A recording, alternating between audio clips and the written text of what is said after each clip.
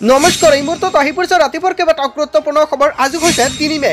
ৰাজ্যৰ মুখ্যমন্ত্ৰী ডক্টৰ হিমন্ত বিশ্ব শৰ্মাই জনতাৰ বাবে দৰ্ত সুবিধা প্ৰদান কৰিব। অতি শীঘ্ৰে প্ৰত্যেক মাহতে মহিলাসকলৰ একাউণ্টত সোমাব ২০০০ টকা। চৰকাৰে নতুন আঁচনি প্ৰদান কৰিব। লগতে লাখ লাখ ৰেচন কাৰ্ডৰ একাউণ্টত চৰকাৰে প্ৰদান কৰিব ১০,০০০ টকা। মুখ্যমন্ত্ৰী ডক্টৰ হিমন্ত বিশ্ব শৰ্মাই অতি শীঘ্ৰে কেইবাটাও নতুন আঁচনিৰ কথা ঘোষণা কৰিছে আৰু অতি শীঘ্ৰে আবেদন প্ৰক্ৰিয়া আৰম্ভ কৰিব। লগতে দেশৰ লাখ লাখ কৃষকৰ একাউণ্টত চৰকাৰে প্ৰদান কৰিব PM ৪,০০০ কোটি টকা। কেৱল ইয়াই নহয়, মুখ্যমন্ত্ৰী ডক্টৰ হিমন্ত বিশ্ব শৰ্মাই নতুনকৈ অৰুণোদয় আঁচনি আবেদন কৰাৰ বাবে আহ্বান জনাইছে মহিলাসকলক। চৰকাৰী ঘৰ নতুনকৈ কৰিব পাৰিব আপুনি আবেদন। লগতে কেইবাটাও ৰাজনৈতিক খবৰৰ লগতে অৰাজনৈতিক খবৰ যুগুত কৰা হৈছে আজিৰ দিনটোত। গোটেই অসম তথা ভাৰতৰ বিভিন্ন প্ৰান্তৰ পৰা যুগুত হৈছে কেইবাটাও ডাঙৰ খবৰ। এনেবোৰ খবৰ পাই থাকিবলৈ চেনেলটি ছাবস্ক্ৰাইব কৰি ভিডিঅ'টো এটা লাইক কৰিবলৈ নাপাহৰিব। আজিৰ আমাৰ প্ৰথম গুৰুত্বপূৰ্ণ খবৰ হৈছে অসমবাসীৰ বাবে এটা ডাঙৰ খবৰ। ৰাজ্যবাসীক উদ্দেশ্য কৰি এলানি ঘোষণা কৰিছে অসমৰ মুখ্যমন্ত্ৰী ডক্টৰ হিমন্ত বিশ্ব শৰ্মাই। ১ অক্টোবৰৰ পৰা লাখ লাখ লোকে পাব বিনামূলীয়াকৈ চৰকাৰী সুবিধা। উজ্জ্বলা গেছৰ হিতাধিকাৰীও পাব এই সুবিধা। কেৱল ইয়াৰ নহয়, যদি আপোনাৰ ঘৰত উজ্জ্বলা গেছৰ গেছ কানেকশ্যন আছে তেনে ক্ষেত্ৰত ১ অক্টোবৰৰ পৰা আপুনি ২৫০ টকাতে লাভ কৰিব গেছ কানেকশ্যন। অসমৰ মুখ্যমন্ত্ৰী ডক্টৰ হিমন্ত বিশ্ব শৰ্মাই কেইবাটাও গুৰুত্বপূৰ্ণ মন্তব্য কৰিছে। যদি আপোনাৰ ঘৰত LPG গেছ কানেকশ্যন নাই, আপুনি নতুনকৈ কৰিব পাৰিব আবেদন। ৰেচন কাৰ্ড, আধাৰ কাৰ্ড আৰু আপোনাৰ বেংক একাউণ্ট থাকিলে আপুনি কৰিব পাৰিব আবেদন। ৰেচন কাৰ্ডৰ হিতাধিকাৰীৰ বাবে আহি গ'ল এটা ভাল খবৰ। যদি আপোনাৰ ৰেচন কাৰ্ড আছে তেনে ক্ষেত্ৰত ১ অক্টোবৰৰ পৰা কম দামতে কিনিব পাৰিব দাইল, নিমখ আৰু চেনি। কেৱল ইয়াই নহয়, ৰন্ধন কৰ্মী, আশা কৰ্মীৰো বৃদ্ধি পাব দৰমহা। দৰমহাক লৈ মুখ্যমন্ত্ৰী ডক্টৰ হিমন্ত বিশ্ব শৰ্মাই কেইবাটাও গুৰুত্বপূৰ্ণ মন্তব্য কৰিছে। ৰাজ্যবাসীক উদ্দেশ্য কৰি এলানি ঘোষণা কৰিছে মুখ্যমন্ত্ৰী ডক্টৰ হিমন্ত বিশ্ব শৰ্মাই। ১ অক্টোবৰৰ পৰা লাখ লাখ লাভ কৰিব এই বিনামূলীয়া সুবিধাসমূহ। আৰু এই সুবিধাসমূহ পাবলৈ আপোনালোকৰ কি কি কাম কৰিব লাগিব? যদি আপোনাৰ ৰেচন কাৰ্ড আছে তেনে ক্ষেত্ৰত আপুনি লাভ কৰিব এইসমূহ সুবিধা। যদি আপোনাৰ ৰেচন কাৰ্ড নাই, আপুনি ১ অক্টোবৰৰ পৰা নতুনকৈ লাভ কৰিব ৰেচন কাৰ্ড। আৰু যিসকলৰ ঘৰত অৰুণোদয় আঁচনি নাই, নতুনকৈ কৰিব পাৰিব অৰুণোদয় আঁচনিৰ বাবে আবেদন। তাৰপিছত অসমবাসীৰ ৰাজক জনাইছে আমাৰ পৰৱৰ্তী গুৰুত্বপূৰ্ণ খবৰ। লগতে ডাঙৰ খবৰ, প্ৰধানমন্ত্ৰী গ্ৰামীণ আৱাস যোজনাৰ ঘৰ নোপোৱা সকলৰ বাবে এটা ডাঙৰ খবৰ আহি পৰিছে। আপুনি চৰকাৰী ঘৰ পোৱা নাই নেকি? তেনে ক্ষেত্ৰত অতি শীঘ্ৰে আপোনাৰ একাউণ্টত টকা সোমাব। শীঘ্ৰে সকলো হিতাধিকাৰীয়ে লাভ কৰিব আৱাস যোজনাৰ চৰকাৰী ঘৰ। যদি আপুনি জিঅ' টিকিং কৰাই ৰাখিছে তেনে ক্ষেত্ৰত আপোনাৰ বাবে ভাল খবৰ দিলে অসমৰ মুখ্যমন্ত্ৰী ডক্টৰ হিমন্ত বিশ্ব শৰ্মাই। তালিকাত নাম থকাৰ পিছতো আপুনি ঘৰ লাভ কৰা নাই নেকি? যদি চৰকাৰী ঘৰৰ তালিকাত আপোনাৰ নামটো অন্তৰ্ভুক্ত হৈ আছে তেনে ক্ষেত্ৰত চৰকাৰী ঘৰৰ টকা আপোনাৰ একাউণ্টত সোমোৱা নাই নেকি?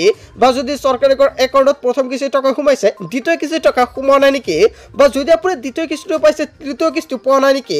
যদি এনেকুৱা সমস্যা হৈছে তেনে ক্ষেত্ৰত প্ৰথমতে আপুনি কমেণ্ট কৰি জনাই দিব, আপোনালোকক সম্পূৰ্ণকৈ সহায় কৰা হ'ব। অথবা একাউণ্টত ধন জমা হোৱা নাই নেকি আপোনাৰ? সকলো যোগ্য দৰিদ্ৰ হিতাধিকাৰীৰ ঘৰ পোৱাটো নিশ্চিত কৰিছে চৰকাৰে। ইয়াৰ বাবে কোনো মধ্যভোগী ঘৰ কৰ্তন বা ধন সৰলকি কৰিব নোৱাৰিব। PMAYJকে ধৰি গ্ৰাম উন্নয়নৰ সকলো আঁচনিৰ বাবে এতিয়া বাধ্যতামূলক কৰা হৈছে ABPS।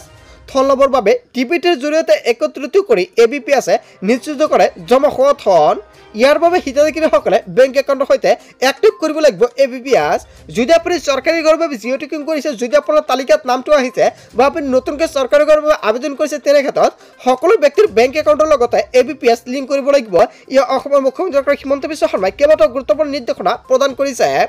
একাউণ্টৰ সৈতে আধাৰ সংযোগ কৰাটো বাধ্যতামূলক। বেংকত গৈ হিতাধিকাৰীয়ে কৰিব পাৰিব এই গুৰুত্বপূৰ্ণ কাম। অথবা গাঁও পঞ্চায়ত ব্লক অফিচলৈ গৈও কৰিব পাৰিব এই কাম। বেংক একাউণ্টৰ সৈতে PN আধাৰ লগতে ABPS সক্ষম হৈ থাকিলে লাভ কৰিব চৰকাৰী ঘৰৰ টকা। অন্যথা চৰকাৰী ঘৰৰ টকা আপোনাৰ একাউণ্টত আপুনি নাপাব। অসমত নাথাকিব কোনো কেঁচা ঘৰ। অসমত কেঁচা ঘৰ নাথাকিব, সকলোৱে লাভ কৰিব পকী ঘৰ। যদি আপুনি চৰকাৰী পকী ঘৰ পোৱা নাই তেনে ক্ষেত্ৰত নতুনকৈ কৰিব পাৰিব জিঅ' টিকিং। যদি জীৱিকা সুখে আপোনাক চৰকাৰী ঘৰৰ বাবে জিঅ' টিকিং কৰাই দিয়া নাই তেনে ক্ষেত্ৰত ঘৰতে বহি আপোনাৰ মোবাইল ফোনৰ জৰিয়তে আপুনি জিঅ' টিকিঙৰ কাম কৰিব পাৰিব। জব কাৰ্ড, আধাৰ কাৰ্ড, বেংক একাউণ্ট লগতে আধাৰ কাৰ্ডৰ লগত মোবাইল নম্বৰ লিংক থাকিলে আপুনি কৰিব পাৰিব আবেদন। আপুনি কেনেকৈ জিঅ' টিকিং কৰিব যদি নাজানে নিশ্চয় কমেণ্ট কৰি জনাব, সম্পূৰ্ণকৈ জনাই দিয়া হ'ব কেনেকৈ জিঅ' টিকিং কৰিব লাগে। তাৰপিছত অসমবাসীৰ ৰাজক জনাইছে আমাৰ পৰৱৰ্তী গুৰুত্বপূৰ্ণ খবৰ। লগতে ডাঙৰ খবৰ, ৰাজ্যৰ মহিলাক স্বাৱলম্বী কৰি তুলিবলৈ ৫খন অভিলেখী আঁচনিৰ কথা ঘোষণা কৰিছে অসমৰ মুখ্যমন্ত্ৰী ডক্টৰ হিমন্ত বিশ্ব শৰ্মাই। শিপিনীৰ পৰা আৰম্ভ কৰি হস্তশিল্পৰ লগত জড়িত মহিলা ট্ৰেইনিঙৰ লগত জড়িত মহিলাৰ বাবে এই আঁচনি কন্যা শিশুৰ ভৱিষ্যত শৈক্ষিক জীৱন সুৰক্ষিত কৰিবলৈ আছে সুবিধা। শনিবাৰ নাৰী আঁচনি সুকন্যা সমৃদ্ধি যোজনা বিনামূলীয়া চিলাই মেচিন আঁচনি অসম অৰুণোদয় আঁচনি আৰু প্ৰধানমন্ত্ৰী উজ্জ্বলা যোজনা এই 5 আঁচনিৰ জৰিয়তে সামৰি লোৱা হয় যোগ্য হিতাধিকাৰীক। মহিলাৰ সৰ্বাংগীন উন্নয়নৰ বাবে এই আঁচনিৰ সুবিধাৰ বাবে কিদৰে যোগাযোগ কৰিব আপুনি? হস্ততাঁত শিল্পেৰে জড়িত মহিলাসকলে লাভ কৰিব শনিবাৰ নাৰী আঁচনিৰ সুবিধা। তাঁতশালত উৎপাদিত সামগ্ৰী বিক্ৰীৰ সুবিধাও কৰি দিব এই আঁচনিয়ে।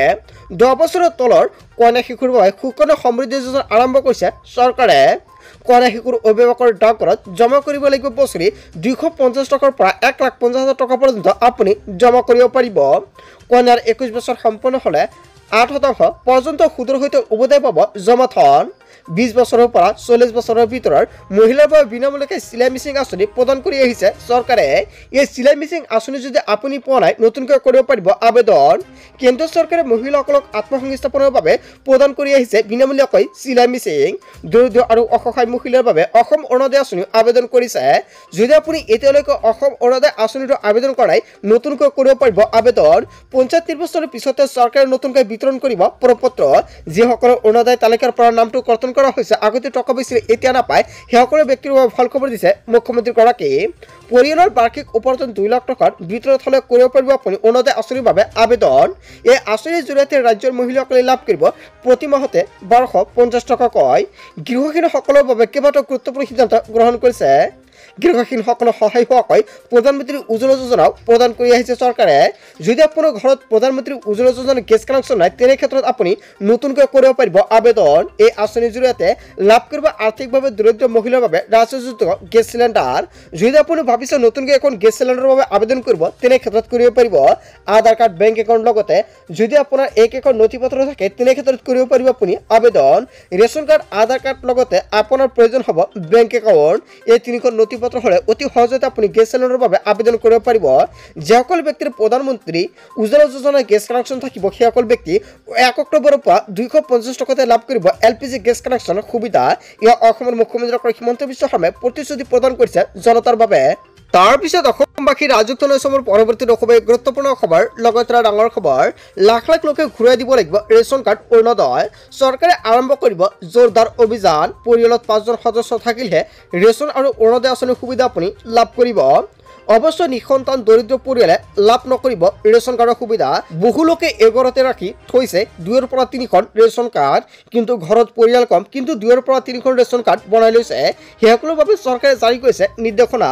তেওঁলোকে ঘূৰাই দিব লাগিব ৰেচন কাৰ্ড। অৰুণোদয় আঁচনিৰ বাবে বহু লোকে ৰেচন কাৰ্ডক লৈ সংঘটিত কৰিছে দুৰ্নীতি। পৰিয়ালৰ পৰা বিচ্ছিন্ন কৰি লৈছে ৰেচন কাৰ্ড। গোৱালপাৰা, ধুবুৰী, হাইলাকান্দি আদি অঞ্চলত ধৰা পৰিছে বহু বিসংগতি। অৰুণোদয় আৰু চৰকাৰী কৰৰ বাবে সুকীয়াকৈ ৰেচন কাৰ্ড লোৱাৰ অভিযোগ উত্থাপিত হৈছে। ৰেচন কাৰ্ডক লৈ শীঘ্ৰ চলিব তদন্ত অভিযান। ৰেচন কাৰ্ড পাবলৈ 2 লাখতকৈ কম হ'ব লাগিব আয়। তেনে ক্ষেত্ৰত আপুনি লাভ কৰিব ৰেচন কাৰ্ডৰ সুবিধা। বিসংগতি ধৰা পৰিলে পৰিব আপুনি ভয়ংকৰ বিপদত। লাখ লাখ লোকে ঘূৰাই দিব লাগিব ৰেচন কাৰ্ডৰ অৰুণোদয় আঁচনি। ইয়াক লৈ কেইবাটাও গুৰুত্বপূৰ্ণ নিৰ্দেশনা প্ৰদান কৰিছে অসমৰ মুখ্যমন্ত্ৰী ডক্টৰ হিমন্ত বিশ্ব শৰ্মাই। বন্ধু বান্ধৱীসকল, যদি আপুনি দুৰ্নীতি কৰি ৰেচন কাৰ্ড বনাই লৈছে বা অৰুণোদয় আঁচনিত আপোনাৰ নামটো অন্তৰ্ভুক্ত কৰি লৈছে তেনে ক্ষেত্ৰত আপোনাৰ অৰুণোদয় আঁচনিৰ পৰা নামটো কৰ্তন কৰা হ'ব। আৰু যদি আপুনি ৰেচন কাৰ্ড বনাই লৈছে তেনে ক্ষেত্ৰত আপোনাৰ ৰেচন কাৰ্ডটো বাতিল হ'ব। ইয়াক লৈ কেইবাটাও গুৰুত্বপূৰ্ণ নিৰ্দেশনা জাৰি কৰিছে মুখ্যমন্ত্ৰী ডক্টৰ হিমন্ত বিশ্ব শৰ্মাই। বন্ধু বান্ধৱীসকল, গোটেই অসম তথা ভাৰতৰ বিভিন্ন প্ৰান্তৰ পৰা যুগুত হৈছে কেইবাটাও ডাঙৰ খবৰ। এনেবোৰ খবৰ এটাও পাই থাকিবলৈ চেনেলটি ছাবস্ক্ৰাইব কৰি ভিডিঅ'টো এটা লাইক কৰিবলৈ নাপাহৰিব। সো থেংক ইউ ফৰ ৱাচিং ফুল ভিডিঅ'।